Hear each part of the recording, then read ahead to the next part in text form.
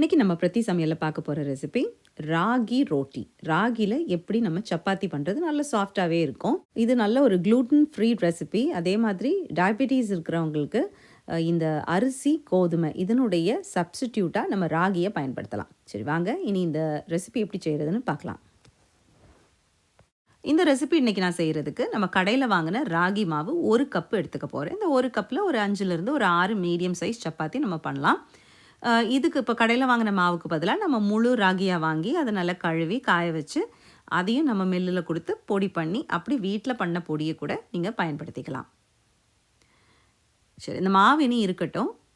இப்போது ஒரு பாத்திரத்தில் 1 கப்பு ராகி மாவுக்கு 1.25 கப்பு தண்ணி எடுத்துக்கோங்க. இந்த தண்ணி கூடவே நம்ம ஒரு 1/2 டீஸ்பூன் உப்பு, 1 டீஸ்பூன் எண்ணெய் இதெல்லாம் எடுத்து நம்ம ஸ்டவ்வில் கொண்டு போய் வச்சு இந்த தண்ணியை நல்லா ஒரு கொதி வர வரைக்கும் நம்ம விட போகிறோம். இப்போ தண்ணி நல்லா கொதிக்க ஆரம்பிச்சிச்சு. இப்போ நம்ம எடுத்து வச்சுருந்த அந்த 1 கப்பு மாவை இந்த கொதிக்கிற தண்ணியில் போட்டு நல்லா மிக்ஸ் பண்ணுங்கள். ஒரு கரண்டியோ ஒரு ஸ்பேச்சுலாவோ எடுத்துக்கோங்க, ஏன்னா மாவு நல்லா சூடாகவே தான் இருக்கும்.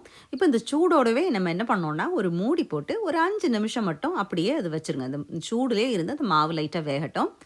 இப்போ 5 நிமிஷத்துக்கு அப்புறம் அந்த மாவை இன்னொரு கட்டிங் போர்டுக்கு மாற்றி நம்ம அதை நல்லா பெனைய போகிறோம். நல்ல சப்பாத்தி மாவு பக்குவத்துக்கு நம்ம இதை பெனைஞ்சு எடுக்க போகிறோம்.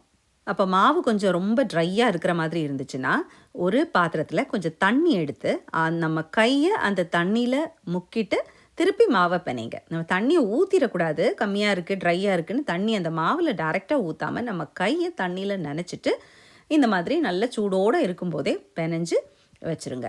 இனி இதில் இருந்து ஒரு சின்ன உருண்டை மாவை எடுத்து நம்ம சப்பாத்தியாக திரட்ட போகிறோம். மிச்சம் இருக்க மாவை ஒரு ஈர துணியால் மூடி வச்சுருங்க. நான் அன்றைக்கி சும்மா ஒரு பேப்பர் டவலில் தண்ணியில் முக்கிட்டு அதை மூடி வச்சுருக்கேன். அப்போ மாவு வந்து ட்ரை ஆகாது.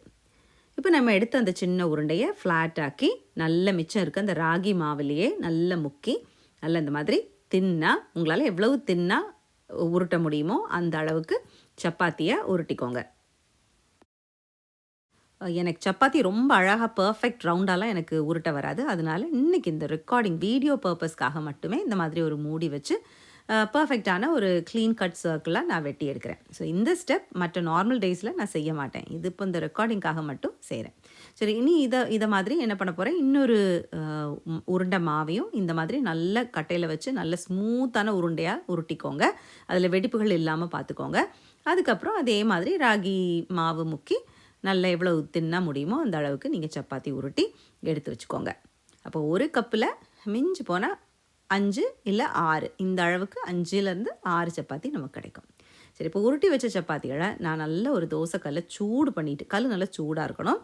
சூடான தோசைக்கல்லில் இந்த உருட்டி வச்ச சப்பாத்தியை நான் போட்டு ஒரு சைடு கொஞ்சம் வெந்து லைட்டாக சின்ன ஏர் பபிள்ஸ் மேலே வரும்போது அடுத்த பக்கம் திருப்பினா போதும். இப்போ நான் ஒரு ஈர பேப்பர் டவலை வச்சு இந்த மேலே இருக்கக்கூடிய அந்த டஸ்டெல்லாம் இருக்கும்ல, அந்த ராகி பொடி எக்ஸஸ் ராகி பொடியை இந்த மாதிரி ஒரு ஈர பேப்பர் டவலால் ஊற்றி எடுத்துடுறேன். அப்போ அந்த தோசைக்கல்லில் அந்த பொடி பட்டு கரிஞ்சு புகை வராது. இப்போ நம்ம அடுத்த சைட் திருப்பி போட போகிறோம். அடுத்த சைட் திருப்பி போட்டு இந்த மாதிரி ஒரு பேப்பர் டவலாலேயோ இல்லை ஒரு கரண்டியாலேயோ நம்ம அதை அழுத்தினோன்னா நல்ல உப்பி வரும். எல்லா சப்பாத்தியும் உப்பி வரணும்னு அவசியம் இல்லை. முதல் சப்பாத்தி எப்போவுமே நமக்கு ரொம்ப அந்த டெம்பரேச்சர்லாம் கரெக்டாக இருக்காது. ஸோ முதல் சப்பாத்தி நமக்கு ரொம்ப பர்ஃபெக்டாக வராது. அதுக்கு அடுத்து 2வது 3வதெல்லாம் நல்ல அந்த கல் கரெக்டாக ஒன்று போல் சூடானதும் நல்லா வரும்.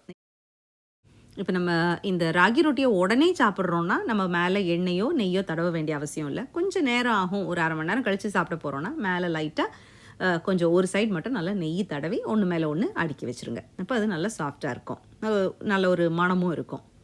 சரி, அவ்வளோதான். நம்ம ராகி சப்பாத்தி ரெடி, ராகி ரோட்டி ரெடி ஆயிடுச்சு. இனி இதோட டெக்ஸ்சர் டேஸ்ட் எல்லாம் எப்படி இருக்குன்னு நம்ம இனிவே பார்க்கலாம். இப்போ இந்த ராகி ரொட்டி டெக்ஸ்சர் வைஸ் ரொம்ப நல்லா தான் இருக்குது. நல்ல லேயராக நல்ல சாஃப்டாக தான் இருக்குது. ஆனால் டேஸ்ட் வைஸ் எனக்கு இந்த ராகி ரொம்ப பிடிக்காது. உங்களுக்கு எப்படின்னு தெரியல. அதுக்கு எனக்கு இந்த ஓட்ஸ் சப்பாத்தி இருக்குது பாருங்கள், இது நல்லா இருக்குது. இது கொஞ்சம் நேரம் ஆறின பிறகும் நம்ம எந்த கிரேவி கூட வச்சு சாப்பிட்டாலும் ருசியாக இருக்குது.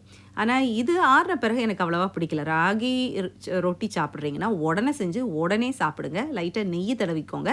அதுவும் இல்லாமல் சைடில் நீங்கள் தொட்டு சாப்பிட்றது நல்ல கார சட்னியோ இல்லை காரமான ஒரு கிரேவியோ இந்த மாதிரி நீங்கள் வச்சு சாப்பிடுங்க. இந்த ஓட்ஸ் சப்பாத்தியோட ரெசிபியை நான் உங்களுக்கு இந்த வீடியோ முடியும் போது என் ஸ்க்ரீனில் உங்களுக்கு கொடுக்குறேன். அதே மாதிரி டிஸ்கிரிப்ஷன் பாக்ஸ்லேயும் அதனுடைய லிங்க்கை நான் உங்களுக்கு கொடுக்குறேன், போய் பாருங்கள்.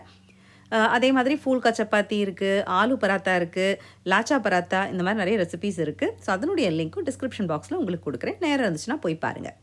அப்போ ஆனால் இதை கண்டிப்பாக செஞ்சு பாருங்கள். ராகி சப்பாத்தியும் ஓட்ஸ் சப்பாத்தி 2 செஞ்சு உங்களுக்கு எந்த சப்பாத்தி விருப்பமாக இருக்குது. நம்ம கோதுமை சப்பாத்தியை விட அதை அடிச்சுக்க முடியாது. நம்ம கோதுமை சப்பாத்தியை விட ஓட்ஸ் சப்பாத்தி நல்லா இருக்கா, ராகி சப்பாத்தி நல்லா இருக்கா அப்படின்றத நீங்கள் செஞ்சு பார்த்துட்டு எனக்கு கீழே டிஸ்கிரிப்ஷன் பாக்ஸில் உங்கள் காமெண்ட்டை எங்களுக்கு சொல்லுங்கள். இவ்வளவு நேரம் பொறுமையாக பார்த்தவங்க எல்லாருக்கும் என்னுடைய மனமார்ந்த நன்றிகள். மீண்டும் உங்களை இன்னொரு வீடியோவில் சந்திக்கிறேன். அதுவரை நன்றி, வணக்கம்.